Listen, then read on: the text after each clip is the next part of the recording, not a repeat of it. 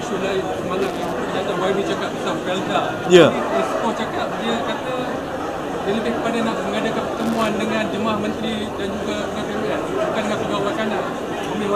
Ya, jadi semalam Ketua Setiausaha Perbendaharaan telah mengadakan mesyuarat bersama SS Terengganu dan beberapa perkara telah disusuli.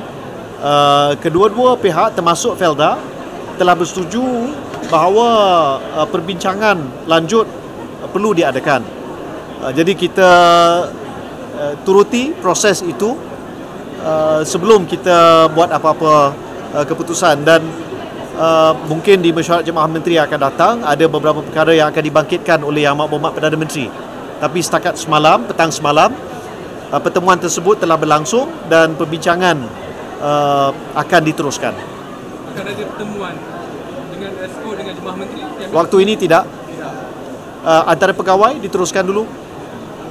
Baik, terima kasih semua.